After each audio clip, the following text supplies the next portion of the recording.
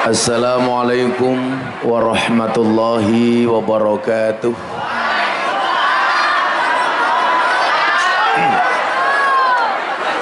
Bapak Ibu yang saya muliakan,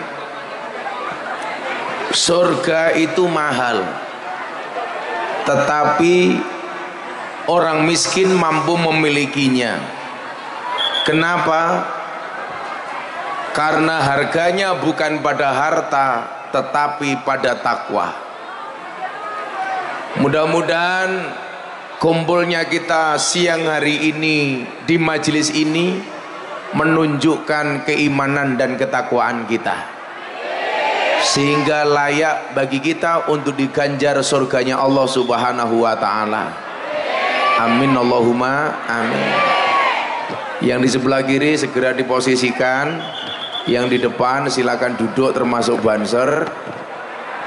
Monggo sambil lenggah mawon. Yang perlu kalian tahu, mereka datang pengen melihat wajahku, tidak pengen melihat bokongmu.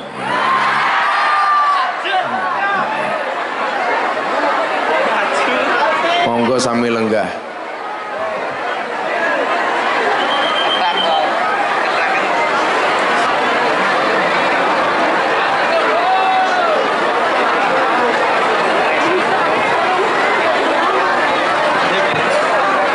Sallu ala Nabi Muhammad.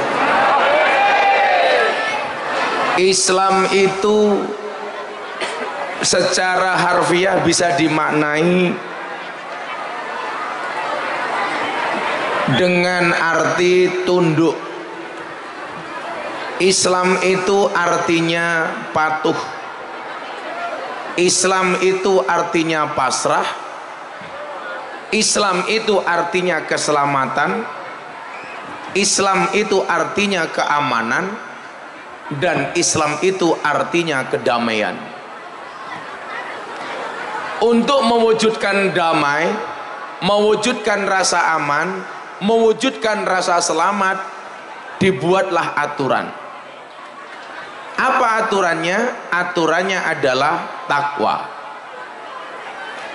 Saya jadi teringat seorang perempuan dari Australia yang ketemu saya di Bali setelah saya membuat kajian kebangsaan di Polda Bali. Saya istirahat di Pantai Kuta. Kebetulan di situ banyak bule sedang sumur, susu dijemur. Dengan pakaian seksinya dia mendatangi saya. Untungnya saat itu saya menggunakan kacamata hitam, sehingga pas mata saya mendelik tidak kelihatan. Dia datang sambil bilang, kebetulan dia follower Instagram saya, follower medsos saya. Dia tanya, "Are you Gus Miftah?" "Yes, me. I want to ask you." Ora asu, ask you goblok. Kok asu? Ask you, asking you. Dia menanyakan satu hal, "Gus, kenapa agama Islam itu banyak aturannya?" Contohnya saya bilang, kenapa agama Islam itu banyak aturannya? Ada perlakuan diskriminasi terhadap perempuan, dia bilang. Apa diskriminasinya? Perempuan dan laki-laki cara menutup badannya berbeda. Kenapa perempuan harus lebih rapat dibandingkan laki-laki? Ini pertanyaan orang Australia, Pak. Beda dengan kami orang Australia, antara laki-laki dan perempuan mau berpakaian seperti apa nggak ada bedanya. Soal nikah umpamanya, di negara kami, laki-laki perempuan kalau saling mencintai tidak harus akad nikah, cukup kumpul bareng dalam rumah tangga selesai. Coba wanita Islam, dia bilang harus pakai lamaran, khidbah, kemudian menikah. Apalagi kalau yang punya gawe orang Kebumen, bisa seminggu nggak berhenti-berhenti. Bukan dalam rangka merayakan pernikahan anak, tapi dalam rangka mencari sumbangan sebanyak-banyaknya. Orang yang biasa melakukan seperti itu biasanya ciri-cirinya jilbabnya pink. Oh, ternyata di sini. Dia bertanya soal itu kepada saya. Apa jawaban saya waktu itu? Saya bilang, kenapa agama Islam itu banyak aturannya? Jawabannya adalah karena manusia banyak maunya. Makanya semua lembaga institusi itu pasti ada aturannya yang harus ditegakkan. Di sini ada Pak Bupati, ada SOP-nya. Ada polisi, ada peraturannya. Makanya ada penegak aturan, namanya apa? Namanya propam. Tentara sama, punya polisi militer. Lurah sama, semuanya ada aturan. Aturannya lurah itu apa? 6 tahun 3 periode. Demo di Jakarta minta 9 tahun. Anak ya Pak Lurah. Endi wonge? Pak Lurah ikut demo ke Jakarta? Kurang gawean. Bupati saja cuma 2 periode. Lurah 6 tahun 3 periode 18 tahun. Masih minta diperpanjang 9 tahun. Alasannya satu Pak Lurah.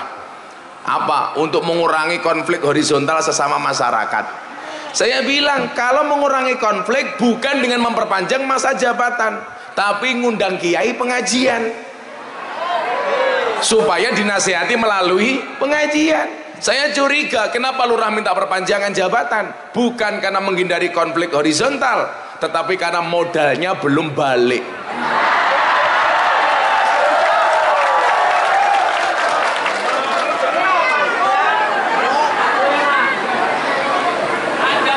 Semuanya ada aturan. Polisi ada aturan. Maka walaupun jenderal melanggar aturan ya dihukum. Betul. Dan dalam sejarah kepolisian Indonesia hari ini baru terjadi ada jenderal bintang 2 aktif divonis mati. Kenapa? Karena melanggar aturan. Makanya Pak Polisi, pangkatmu cilik ora apa-apa, sing penting selamat. Daripada bintang 2 mudar.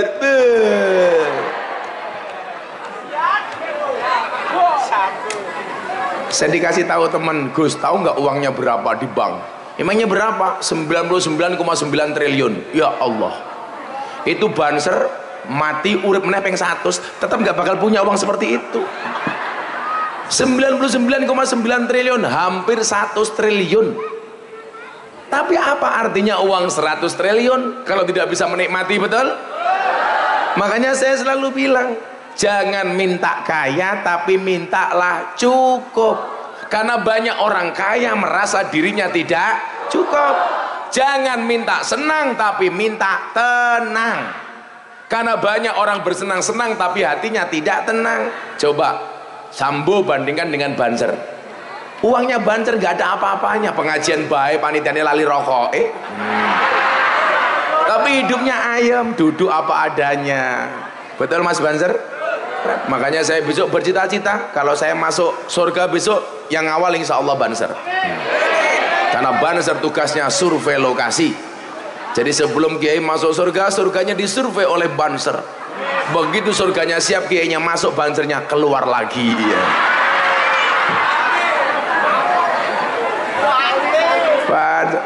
Ini tenang hatinya.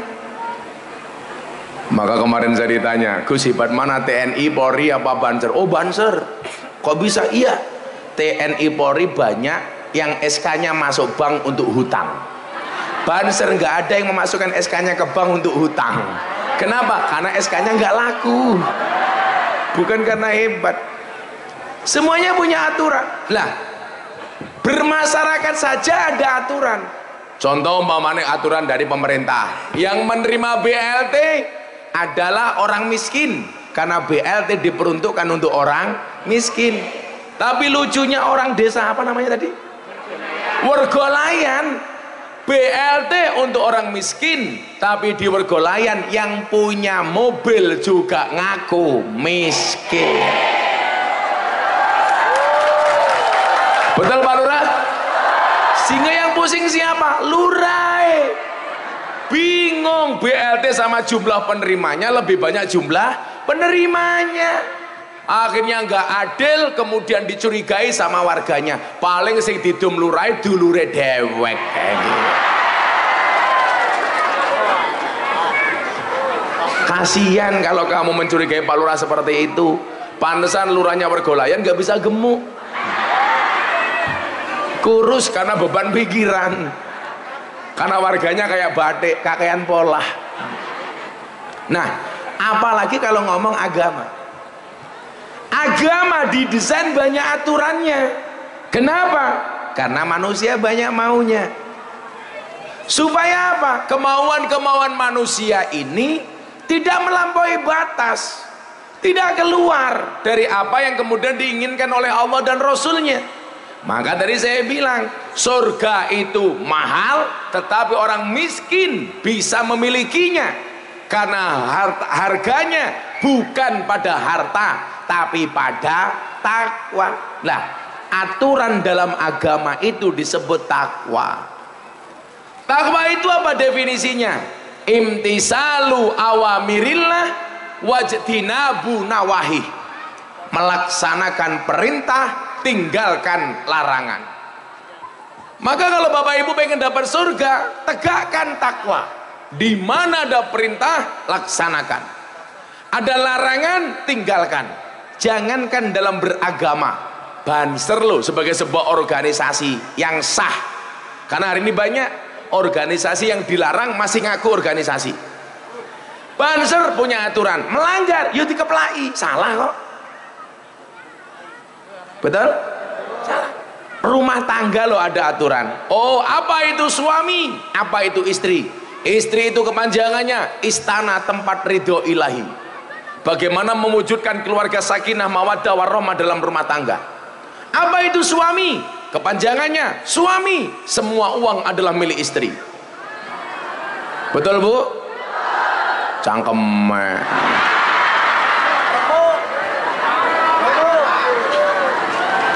Suami surga untuk anak maupun istri. Di situ diatur apa tanggung jawab sebagai seorang istri, taat dan manut kepada suami. Apa tanggung jawab suami? Suami itu adalah imam dalam rumah tangga. Maka mohon maaf, diatur. Siapa yang tugas mencari nafkah? Suami. Boleh nggak istri mencari nafkah? Boleh, tanpa harus menghilangkan kodratnya sebagai perempuan. Tapi kalau saya dulu menikah, saya langsung melarang istri saya bekerja. Begitu saya menikah, saya bilang sama istri saya, kamu gak usah bekerja. Kenapa? Cukup kamu menjadi tulang rusukku dan aku menjadi tulang punggungmu. Wah. Makanya kamu harus ingat anak-anak hadroh, suami itu tulang punggung, bukan tulang tulung. Saya mikirnya sederhana Om Mas Arif. Kenapa istri saya larang bekerja? Sederhana. Istri itu dijatah dinafkahi setiap hari saja, masih berani sama suami. Apalagi kalau istri punya pendapatan sendiri. Apalagi kalau pendapatannya lebih banyak daripada suami, pasti masalah. Makanya saya melarang istri saya bekerja. Bu, kalau kita boleh nggak di sini bekerja? Silahkan, itu peraturan rumah tangga saya. Kalau ibu-ibu Kebumen silahkan Anda bekerja. Ingat, kenapa istri harus bekerja? Karena suami itu hanya titipan. Kalau tidak diambil Allah, minimal diambil mantan. Iya, kayak gitu. Iki wis tua jilbabe pink ya.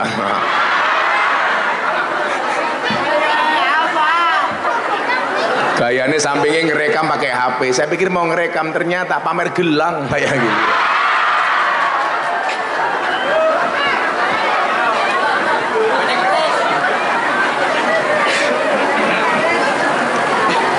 Nah, supaya Islam ini aman, supaya Islam ini damai, mewujudkan keselamatan, al mukmin man amin hunnas, orang beriman itu adalah orang yang memberikan rasa aman kepada manusia. Dibuat aturan. Makanya saya harapkan betulin bagaimana kita kaum muslimin menjaga kedamaian, menjaga keselamatan, apapun perbedaan yang ada. Caranya bagaimana? Dibuat peraturan namanya takwa. Secara substansi takwa isinya cuman ada dua, ada perintah laksanakan, ada larangan tinggalkan. Makanya dikatakan kuntum khaira ummah, umatnya Kanjeng Nabi itu adalah umat yang paling baik. Apa konsekuensinya? Nabinya nabi terbaik, umatnya umat terbaik. Konsekuensinya adalah kalau masuk surga, umatnya Kanjeng Nabi lebih dahulu dibandingkan umat-umat sebelumnya. Makanya Pak Lurah kita doakan masuk surga pertama kali, amin. Berangkat setelah sholat maghrib, amin. Malah Lurahnya mantuk-mantuk.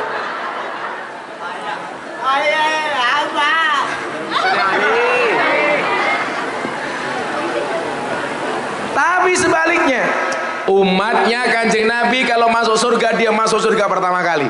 Tapi sebaliknya, kalau masuk neraka dia juga lebih dahulu dibandingkan umat sebelumnya. Enak temen mlebu surga bisa dewe, kan neraka kari dewe gak bisa. Nah, untuk mewujudkan itu apa? Supaya kita menjadi umat terbaik sebagaimana firman Allah. Ternyata syaratnya adalah ta'muruna bil ma'ruf wa tanhauna 'anil munkar. Umat terbaik itu ciri-cirinya apa? Amar ma'ruf nahi munkar.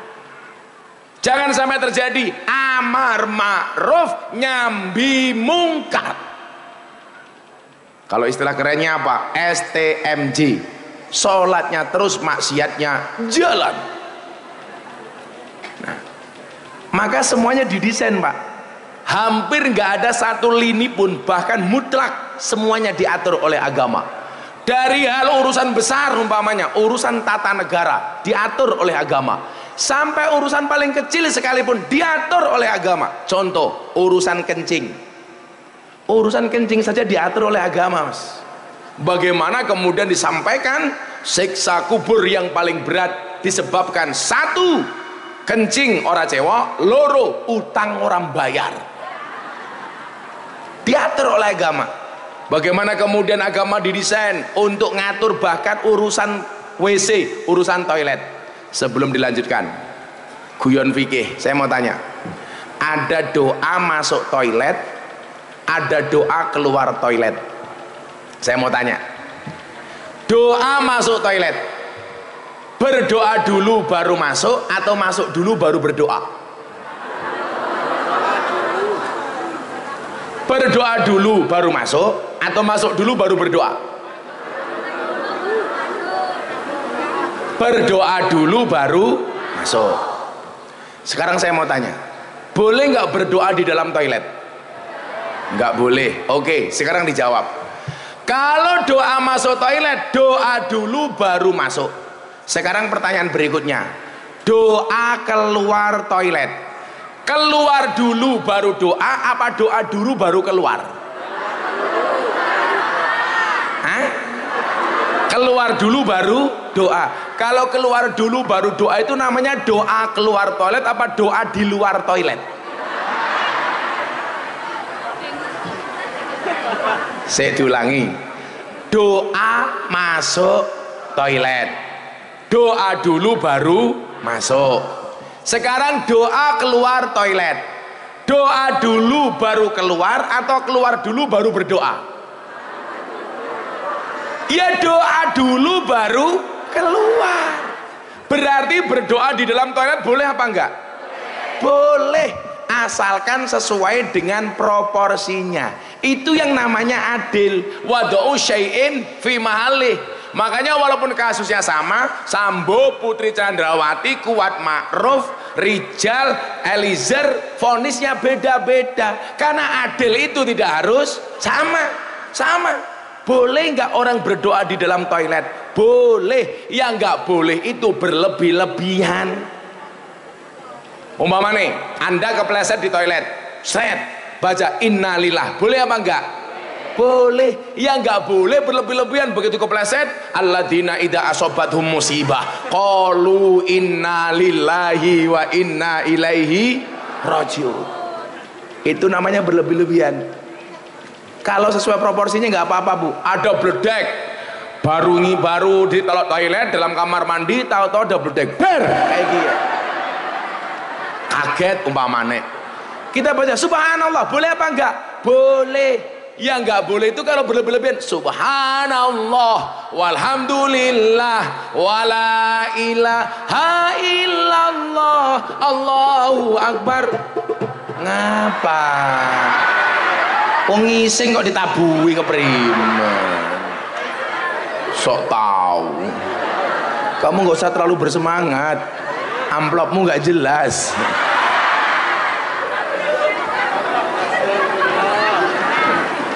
Yang nggak boleh itu berlebih-lebihan. Kalau sesuai proporsinya nggak apa-apa. Kepleset daripada misah, kan lebih bagus ngomong innalillah. Ya nggak boleh itu mamanya kamu mentang-mentang mau tampil di hadapan Gus Miftah sama Pak Bupati, latihan sholawat, baca sholawat di dalam WC, itu nggak boleh. Ngising karo ya hanana, ya hanan, itu nggak boleh. Masa ngising karo ya hanana keprimen? Ya, bagaimana cara menegakkan aturan? Ayo, sekarang kamu gatel pengen nabuhan tuh, ayo selawatan. Orang mongan mangan cangkeme wae. Oh, orang suguhane mesake temen ya. Orang suguhan. Ya maklum panitia nggak duwe anggaran.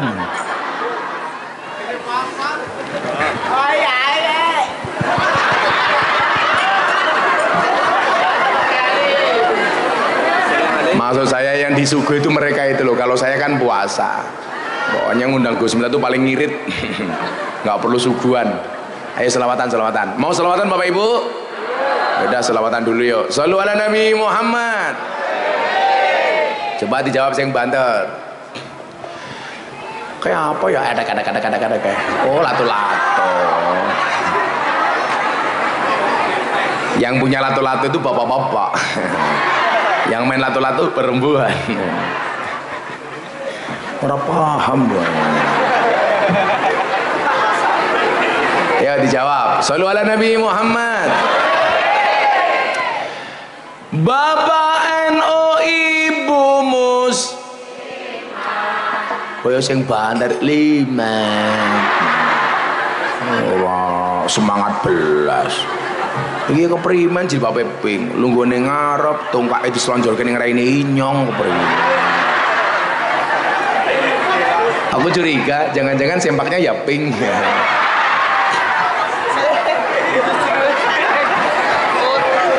Dijawab sing banter.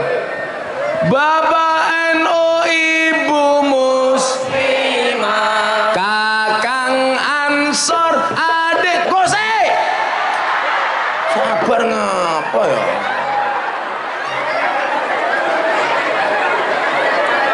Nunggu kok demi inyong. Tahu nggak fungsi tongkat saya apa?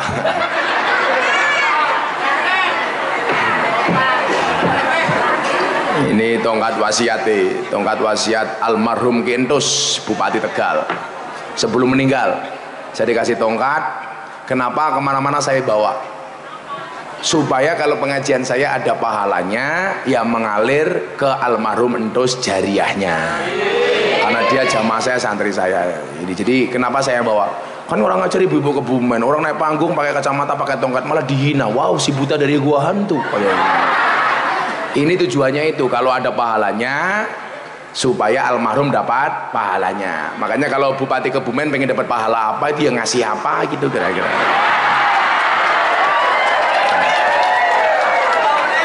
Oh, saya nggak minta kok, cuman ngomong kok. Kalau mau dapat pahala ya ngasih apa gitu. Tapi mbok sumpah sampai hari ini belas gak pernah ngasih apa-apa.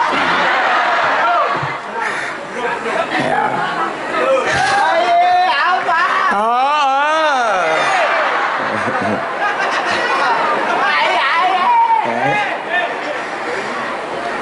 Bapak NU Ibu Muslimah, Kakang Ansor, Adeva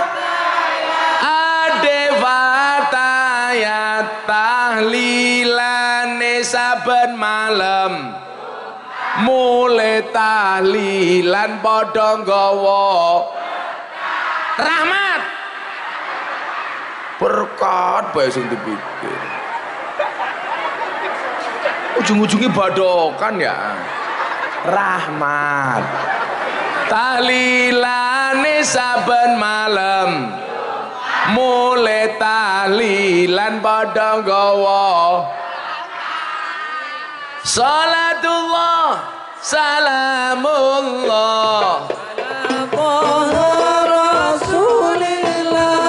Rasulillah salatullah salamullah ala yasir habibillah salatullah salamullah ala yasir habibillah.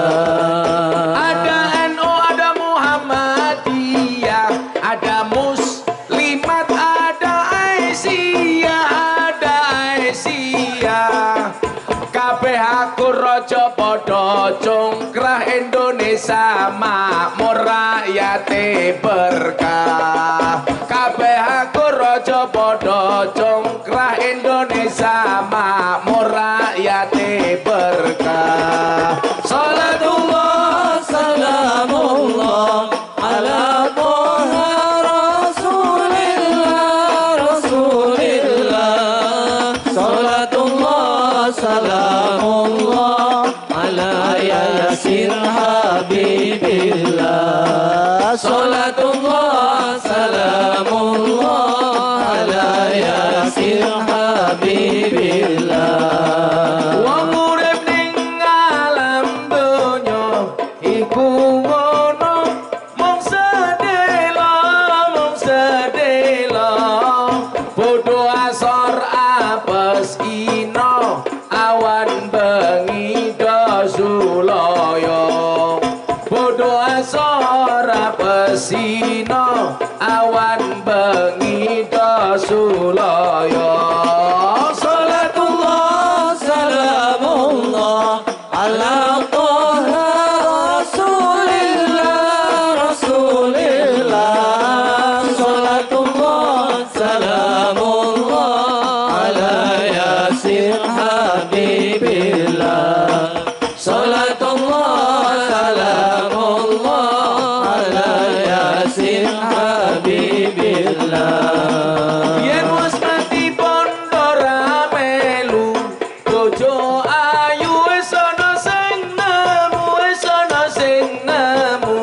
sing ning kubur rasane lara ana bojo ra tau ndonga sing ning kubur padha tangisan anak bojo rebutan warisan. Salatullah salamullah ala Toha Rasulillah Rasulillah. Salatullah salamullah ala yasir habibillah. Salatullah salamullah ala yasir habibillah.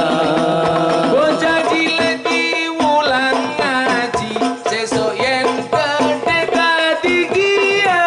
dadi kiai urip pisan aja mung dolanan ayo sregep derek pengajian. Urip pisan aja mung dolanan ayo sregep derek sholawatan. Salatullah salamullah ala Toha Rasulillah Rasulillah. Salatullah salamullah ala yasin habibillah. Salatullah salamullah ala yasin habibillah. Dolan ning sawah atus ning kali kayu nongko digawe lemari Gus Miftah gagah lan sregep ngaji oke rondo sing jalodi.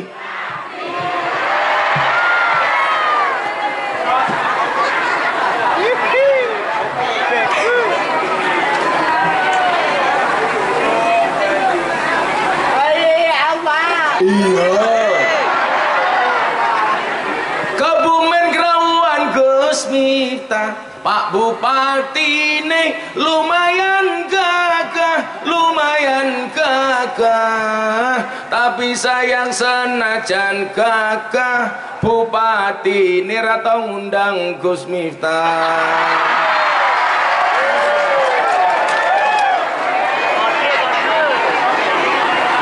Saya cuma ngomong. Oh, Pak Lurah juga minta. Ya. Apa desainnya mau jenenge?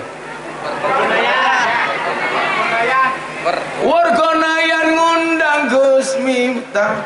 Pak Lurah lumayan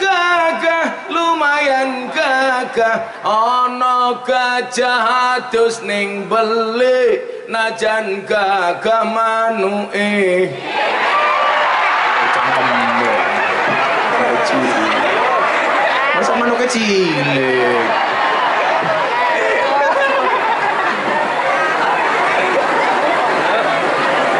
Manuknya apik. Cilik keprim. Karena aku jadi malu. Lurain batin. Ya ini bajingan temen ya. Selalu ala Nabi Muhammad. Banser juga minta, kalau kamu jomblo, apa ya?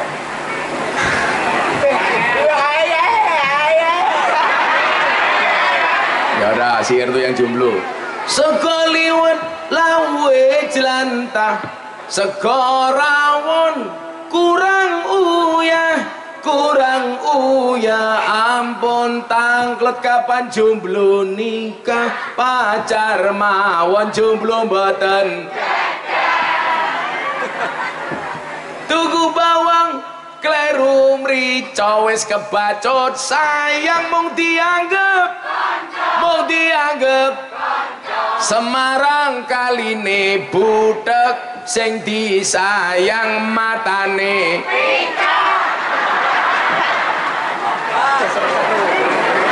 seneng temen ya.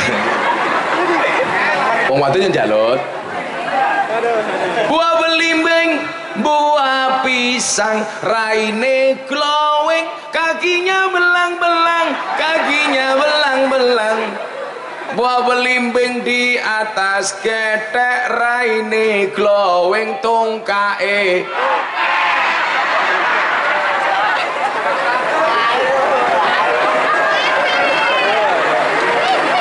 kasihan belum melan ya. Muah. Sing tua malah balas muah. Ini cuma bisit ya. Nah, Bapak Ibu rahimakumullah, pertanyaannya adalah kenapa takwa itu imtisalu awamirillah, dan kenapa ada sholat? Balik nih wow. Agama itu banyak aturannya karena manusia banyak maunya.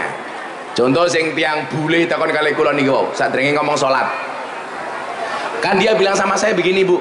Dalam Islam itu perempuan banyak aturan. Kenapa enggak dibuat sama saja soal berpakaian antara laki-laki dan perempuan? Oh ya beda. Auratnya saja laki-laki dan perempuan itu beda. Betul? Kalau laki-laki itu auratnya mana? Baina surrati warubati, antara dengkul dan wudel. Jadi kalau Pak Lurah Jumatan pakai sarung tok, enggak pakai baju, selama dengkul sama udelnya tertutup sah. Nggak percaya silahkan besok Jumatan dicoba. Paling jamaliannya batin berpengajian karo Gus Miftah Lurah kentir kayak gitu. Tapi ingat, agama itu tidak hanya mengajarkan etika, tapi juga estetika, keindahan. Innallaha jamilun wa yuhibbul jamal. Allah itu indah dan mencintai keindahan. Makanya kalau ibu-ibu dandan niatnya apa? Mengikuti keindahan. Keindahan untuk siapa? Keindahan untuk suaminya. Persoalannya orang mirip, kalau mau ketemu suami tetangganya dandan cantik, kalau di rumah apa adanya. Coba ibu-ibu kita lihat, subhanallah, alisnya saja banyak yang seperti galengan, masya. Tapi kalau di rumah apaan? Tipet-tipet gorengan kopi, gorengan kopi diseret sapi, amit-amit ibu mirit, saiki taline gotang bodel dijemiteni. Itu kalau di hadapan suami. Jajalak pengajian kayak ibu sing jilbabe pink. Ya Allah, alise ketok api ya lukisan, raine ketok alus ya pupuran, irunge katon mancung ya suntikan, untune katon rapi ya kawatan, bodine katon dhuwur ya sandal jinjitan, susune katon gede yo ganjelan iki.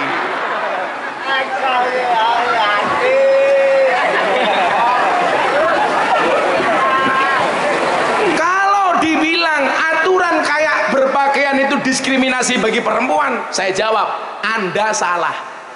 Justru itu adalah bentuk penghormatan dan penghargaan Islam terhadap perempuan.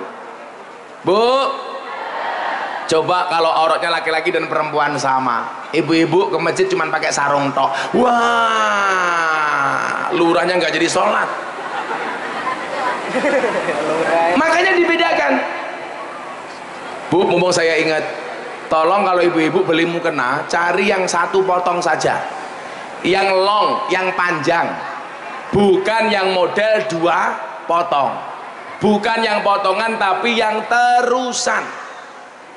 Saya khawatir ibu-ibu ini sholatnya ke susu atau waktunya hampir habis mandi langsung sholat pakai mukena.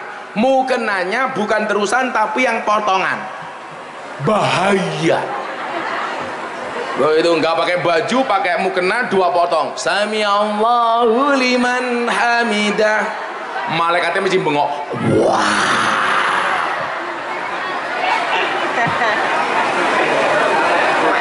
Ulah canom apa-apa, sing tua kan kewer-kewer. Justru aturan-aturan dalam agama itu memuliakan perempuan. Contoh yang dia bilang, kalau tempat kami laki-laki dan perempuan senang kumpul ya kumpul saja.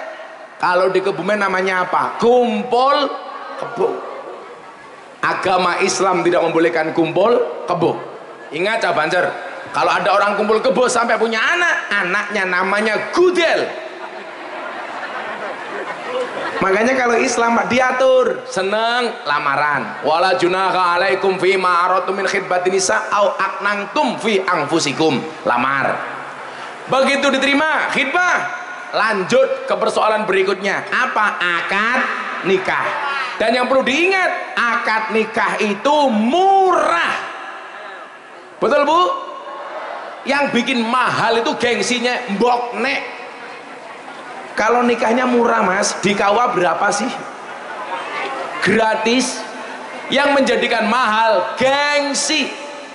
Apalagi kita ingat, perempuan yang paling baik adalah yang paling murah mas kawinnya. Tapi ingat, itu hadis dibaca perempuan bukan laki-laki.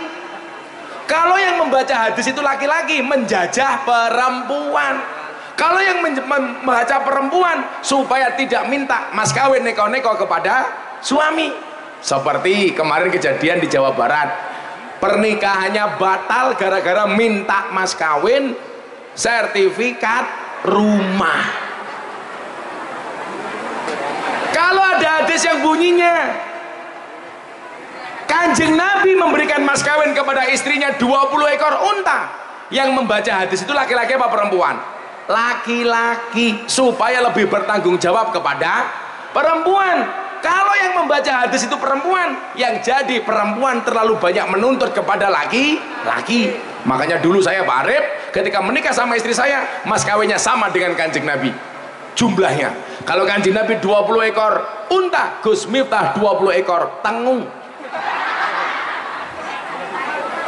Karena aku miskin. Saya itu mau menikah nggak punya apa-apa mas, walaupun mbah saya itu kaya 7 turunan. Persoalannya saya keturunan nomor 8. Udah nggak punya apa-apa. supaya aturan-aturan itu tegak pakai takwa. Nah, supaya takwanya ini bisa terlaksana, yang perlu dilakukan pertama kali adalah amar ma'rufnya, mengajak kepada yang ma'ruf, mengajak kepada yang baik. Contoh, kiai dai ajak-ajak sholat. Sholat itu dalam rangka menjaga amar ma'ruf, Bu. Maka kalau sholatnya terjaga, inna sholata tanha anil fahsya wal munkar. Orang kalau sholatnya benar, maka akan terjaga dari perbuatan keji dan mungkar. Ada yang bertanya, Gus, orang berbuat baik tapi nggak bisa sholat, sama orang bisa sholat belum bisa berbuat baik, mana yang harus didahulukan? Jawabannya adalah sholat walaupun belum bisa berbuat baik. Orang sholat belum berbuat baik, Bu, itu sama dengan orang telanjang pakai celana tapi nggak pakai ikat pinggang, aman, mung nyok-nyok melotrok. Tapi kalau orang berbuat baik dia tidak sholat, sama orang telanjang pakai sabuk tapi nggak pakai celana, gondal gendul, ditutul pitik. Napa wonten, Gus? Nganggo sabuk orang nganggo katok? Ada. Siapa? Jaran. Jaran itu pakai pelana tapi nggak pakai celana. Mila kok ana wong mirit gelem tumindak apik tapi ra gelem sholat, berarti kelase kaya jaran. Mila Bapak Ibu para jaran rahimakumullah, sampai Imam Al-Ghazali mengatakan apa? Orang itu kalau ngaku Islam tapi tidak mau sholat, walaupun masih hidup sudah dianggap mati. Barang mati niku arane batang. Ngakune Islam, nganggo seragam banser, kok ora gelem sholat, berarti ono batang seragaman. Ngakune Islam ora gelem sholat, gaweane dolanan lato-lato, berarti batang lato-lato. Ngakune Islam ora gelem sholat, kok gaweane udut, berarti anak batang udut. Endi kiye. Ibu sholat, bapak nggak sholat, bengi ibu dikeloni bapak, berarti ibu dikeloni. Ibu nggak sholat, bapak nggak sholat, bengi turu bareng, berarti ono batang kelonan. Batang. Nah, disinilah kemudian perlu dipahami betapa seriusnya perintah sholat itu. Sampai saja Kanjeng Nabi untuk menerima perintahnya bukan malaikat Jibril langsung yang menyampaikan, tetapi Kanjeng Nabi harus langsung sowan kepada Allah. Itu artinya apa? Kalau kita tidak sholat berarti meremehkan Kanjeng Nabi. Makanya saya kemarin cerita di Wonosobo, ada seorang perempuan cantik sowan kepada Nabi Musa alaihi salam. Kenapa? Dia nangis, dia bersedih karena telah melakukan dosa besar. Apa dosa besar yang dilakukan oleh perempuan ini? Dia berzina, kemudian hamil, anaknya lahir, dibunuh. Curhat kepada Nabi Musa. Makanya benar Pak, kalau punya masalah itu curhatnya kepada kiai, jangan kepada dukun. Karena orang dulu kalau punya masalah curhatnya kepada Nabi, sekarang berarti kepada kiai. Nabi Musa mendengar curhatan perempuan ini marah, Bu. Pergi kamu, jangan sampai Allah mengazabku gara-gara perbuatan dosa yang kamu lakukan. Perempuan ini nangis Pak, andilau, antara dilema dan galau. Akhirnya ketika perempuan ini pergi, Nabi Musa ditegur oleh malaikat Jibril. Musa, kenapa perempuan itu kamu usir? Dia berzina, hamil, anaknya lahir, dibunuh. Dosanya sudah sangat besar wahai Jibril. Apa kata malaikat Jibril kepada Nabi Musa? Musa, kamu saya kasih tahu, ada satu perbuatan yang dosanya lebih besar dibandingkan zina. Ada dosa yang lebih besar dibandingkan membunuh. Kamu mau tahu nggak? Saya mau tahu, wahai Jibril. Dijawab oleh malaikat Jibril, ketika seorang itu meninggalkan sholat dengan sengaja tanpa alasan, dosanya lebih besar dibandingkan zina, dosanya lebih besar dibandingkan membunuh. Na'udzubillahi min dzalik. Makanya ibu-ibu tolong anaknya. Saya itu orang yang sangat fair, orang yang sangat care dengan para pendosa, dengan para ahli maksiat. Saya itu kurang apa Pak? Kayak di lokalisasi Sarkem, saya ketemu mbak-mbak lonte. Lan kene arane apa ya? Oh begengge. Kalau begengge di Jawa Timur Mas. Kalau beda lagi, kamu salah. Purel itu bukan lonte. Purel itu pemandu lagu. Kalau lonte itu penjual kroto. Apa itu kroto? Pakan manuk. Manuk ke siapa? Manukmu. Orang itu banyak salah persepsi loh, nggak bisa membedakan antara PSK dengan purel. Purel itu pemandu lagu. Kalau bahasanya Pak Arif, purel perempuan rela diusel-usel. Iya. Kerjanya di mana? Di puskesmas, pusat kesenangan emas-emas. Yang mereka lakukan adalah karaoke, katorok dibuka, oke. Ngapa kue? Saya itu dalam rangka menjaga sholatnya mbak-mbak PSK ini Mas. Setiap sekian bulan sekali mereka saya kasih mukena Pak. Ayo mbak-mbak yang belum punya mukena siapa? Kayak saya kemarin bagi 160 mukena. Mereka tanya sama saya, Gus ikhlas napa mboten? Ikhlas. Syaratnya napa? Dinggo sholat, ojo dinggo lemek. Aku yang ngono toh. Saya ngimami sholat para PSK biasa Pak. Allahu Akbar. Saya imam, makmumnya para PSK. Ngimami orang mabuk, saya biasa. Saya sholat, makmum saya orang mabuk. Allahu Akbar. Mereka sholat, Allahu Akbar. Biasa. Saya dikritik sama kiai-kiai yang suci-suci itu. Miftah goblok. Wong mabuk kok diajak sholat, ora bakal diterima. Saya bilang, diterima urusannya cangkemmu. Tapi urusannya pangeranku. Makanya kenapa saya punya quote, cukup Rokib dan Atid yang menilai amalku, cangkemmu rasah melu-melu. Betul Bu? Yang susah kan di sini Pak. Kita itu kalau sudah merasa baik dengan orang yang banyak dosa itu jatuhnya benci, seolah-olah paling suci. Padahal Al-Quran mengatakan fala tuzakku anfusakum huwa a'lamu bimanittaqo.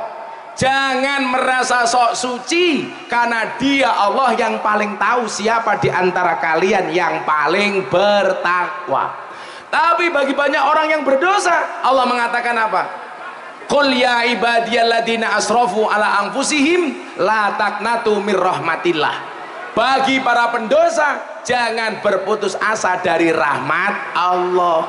Makanya orang banyak dosa itu harus kita semangati supaya kembali ke jalannya Allah. Shallu ala Nabi Muhammad. Monggo Bapak Ibu yang belum sholat, sholat. Gak apa-apa. Atau kita pengajian bubar sholat jamaah. Tapi saya sudah sholat.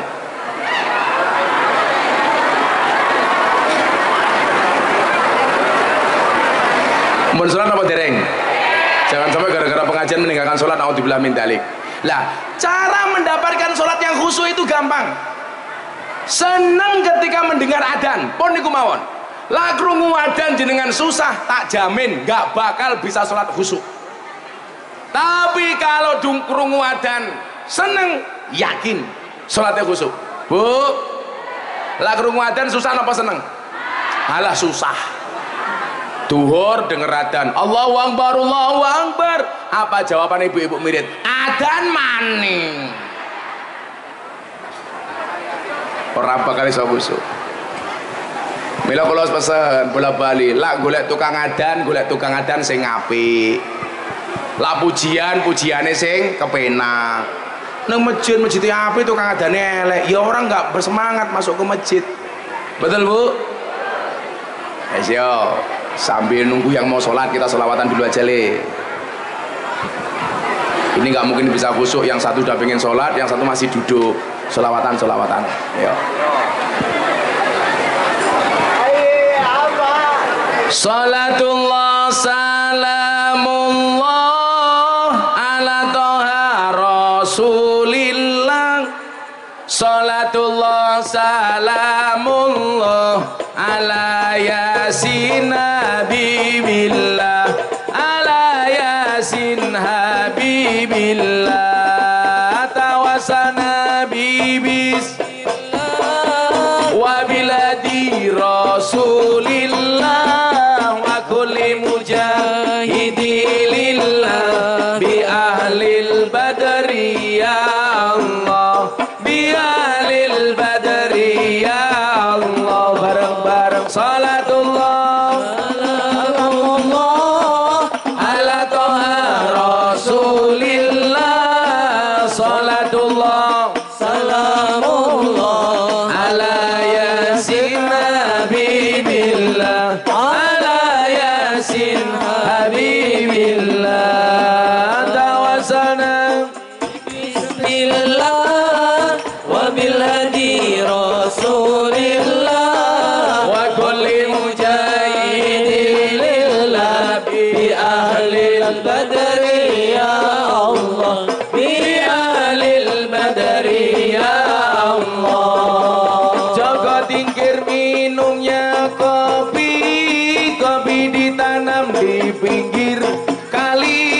Ayo berpikir tentang negeri ini, kalau bukan kita siapa lagi? Kalau bukan kita siapa lagi? Salatullah salamullah ala toha rasulillah. Salatullah salamullah ala yasin habibillah, ala yasin habibillah.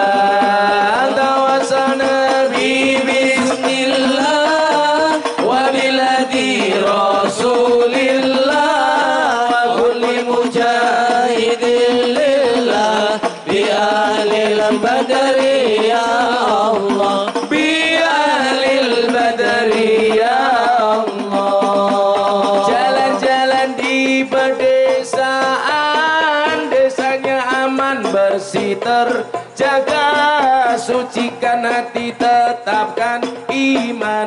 Merah putih melekat di dada, merah putih melekat di dada. Salatullah salamullah ala toha rasulillah. Salatullah salamullah ala yasin habibillah, ala yasin habibillah.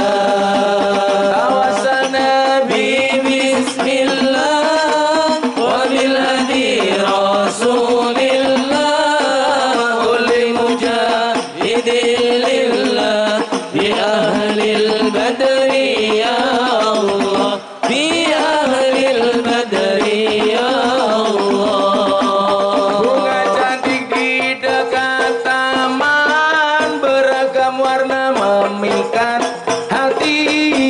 Mari rawat kebinekaan demi keutuhan NKRI, demi keutuhan NKRI.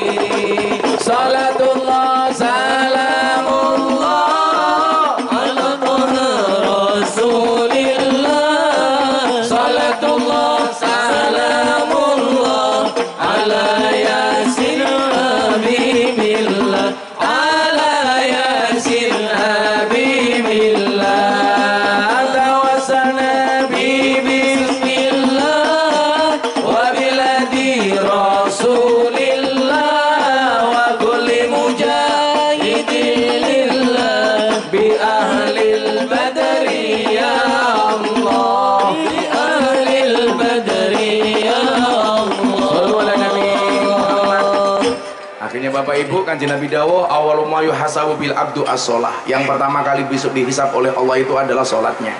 Maka pesan Isra Mi'raj itu cuma satu, jagalah salatnya. Kalau salatnya bagus, insya Allah amal semuanya diterima. Kalau jelek, semua amalnya bermasalah. Maka mudah-mudahan Allah Subhanahu wa taala menjaga salat kita. Amin Allahumma amin. Saya yakin Anda belum sholat, monggo ndonga bareng-bareng, moga-moga istiqomah anggene ibadah. Ala hadini al-Fatihah.